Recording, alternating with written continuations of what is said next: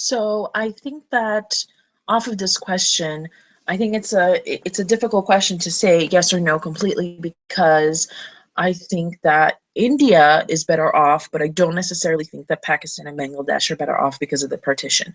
So I think that there's definitely some um, supporting evidence to show on some ways if it was a unified under British rule, there would be benefits to it. And I think that those are the fact that if it would have stayed under British rule, obviously there wouldn't have been the partition. There would have been so much bloodshed saved. Obviously that wouldn't have happened. Suffering of the people having to relocate, and so much loss of life. Obviously, the dispute over Kashmir wouldn't have occurred since it would have stayed together. I think that India would have also stayed under the same industrialization, and areas like Pakistan and Bangladesh would have profited from that, including the people that live there. The entire time, it would have stayed a democratic republic. It wouldn't have gone through all the military dictatorship, which have caused so much suffering, conflicts, and deaths. And the funds that have been spent so much on the military side of it, towards the hostility and all the fights that they've had, could have gone through to development of the country, for health, for education, and for other things to help the country grow. And of course, the Pakistan wars wouldn't have necessarily happened, and there wouldn't have been so much suffering. But on the other hand, I feel that, of course, that if the British hadn't gone there, somebody else would have. Eventually, the French, the Portuguese, it probably would have still been colonized. But I feel that from day one, really the British were there and they were colonizing there just to profit them. And I think that, India was such a rich country before, and they sucked so much of its natural resources and of its, money and good out, that they caused a lot of what's going on with it today.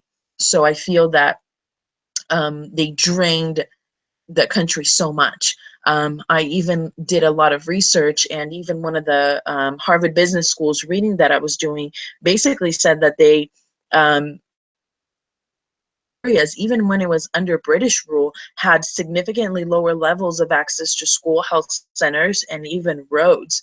And there's evidence that the quality of governance in the colonial period had significantly and persistently negatively affect on the post-colonial outcomes. So basically, I think that if they would have left in a different way, then India could be one of the best countries today. But the way that they left it was in such a way that it almost set up some of the countries for failure. So like Pakistan, unfortunately, had its leader die a little over after a year, and the military took over, which was extremely oppressive, and it focused so much on the military that so little of it went to education or to anything else. So for Pakistan, unfortunately, I feel like it was better off for the Muslims that stayed in India. They had a much brighter future than the ones that went to Pakistan, which, such large poverty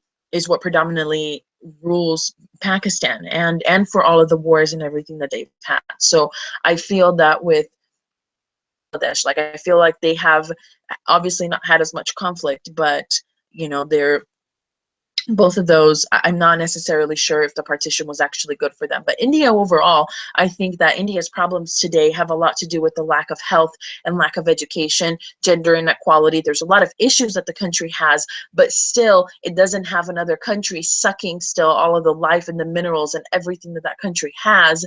It actually has potential. It's just overpopulated, and it has a huge rural